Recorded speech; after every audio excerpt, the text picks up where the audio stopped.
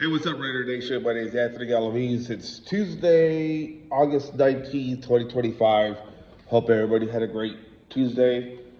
Week moving along.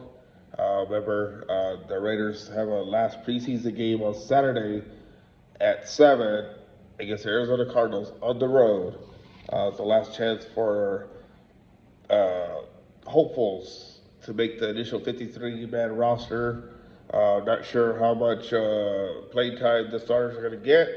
I wouldn't want to risk injury if I were them, so I would sit out Geno Smith and allow Aiden O'Connell and Cam Miller get some playing time. Maybe allow Aiden O'Connell to play the first half and Cam Miller the second half. Both quarterbacks spoke to the media today and touched base on what they've seen so far in preseason training camp. Both admitted mistakes in the last game against the San Francisco 49ers. Um, they said that something that's something that's fixable, and so I figured, you know, both of them will probably have a better game this coming up against Arizona Cardinals. Also, you have to hear from Assistant General Manager Brian Stark. He spoke to the media before practice today in Henderson, Nevada, and he fielded several questions today. One of them asked, "What have you learned from John Spidek the most in your new job?" And he says, "I really admire John Spidek's conviction, his clear vision on what he values in players. It just kind of reinforcing the conviction that I have on some of those things, that confidence. I think he's very motivated to locate and develop certain qualities in players, and I think he's very hard fast in his beliefs, and I think that it kind of rubs off and gives you confidence in your own. So it's been great. It's a good pairing for the Raiders to have General Manager Don Spidek and assistant Brian Stark just feeding off each other and see what's best for the team. It was a very good news conference today in Henderson in the morning, talking about the vision and whatever else is happening. Uh, Somebody asked this group of 91, are they making a difficult decision for you guys? Look, every team out there is always a tough decision. They don't go into it, we have our 53 man already set. It's always difficult because somebody's going to step up, not just one, but more. Um, you can't, I mean, it's always going to be difficult decisions. It's never easy, no matter what, you see it. And anyways, he said, we're in year one here with Coach Pete Carroll and with Spy, and we're still kind of learning each other, the philosophies and those kind of things. You guys have been out to practice, our practice tempo, everything is great. It's a very competitive atmosphere, so that makes our job a little bit easier when we're trying to evaluate these guys. Somebody asked, with your roster building, how difficult is it when you're looking at two guys and one may be better for today? I'm gonna skip that. uh, it's pretty basic.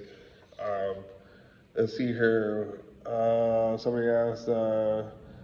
Somebody asked about his evaluation of Brock Bowers. He goes, "Oh yeah, he's a really good football player. We felt that way coming out, and he was a position or a player. I was with Coach Sean Payton there. He covers that kind of player that's a position, and so we spent a lot of time talking about Brock. And we had him. If it wasn't for Tom Telesco, there's no way Brock Bowers would have made it to the Raiders. Obviously, the Raiders had other things in mind that year, with a quarterback in mind, until the Atlanta Falcons selected that quarterback that you guys who know I'm talking about. And so Brock Bowers was available, best player available. Raiders were with him, and he turned out to be a pretty good darn pick by Tom Telesco. So tip to the cap to Telesco for giving Raider Nation and the Raiders a player who just grew up real fast last year and made the Pro Bowl. And that's something to build off of. And that's something that Ashton Jeanty talked about today at the press conference. I tweeted that out earlier. If you haven't got a chance to look at my Twitter, which is _the B, Take a look at it. Ashton Jeanty wants to mirror Brock Bowers' playing style, not playing style, but his ability to go off, and prove that to make a difference on the team. And so, uh, you know, that's something that you want to hear from players who want to feed off each other. So, like I said, you guys take a look. The quote is up on my Twitter, or formerly known as Twitter on X. Um, Not gonna stay too long on here. Let's see here. Whatever. Okay, that's the end of that. Somebody asked Stark about quarterbacks because I mean it's kind of the same. That room was very competitive. Went on to say I think the quarterback room is one of those rooms where we're trying to find the right mix right now. But there's a lot of players in there that are playing well. I think it's being very competitive. So we'll see what happens come Saturday, and more so on Sunday, September 7th, at New England in Foxborough.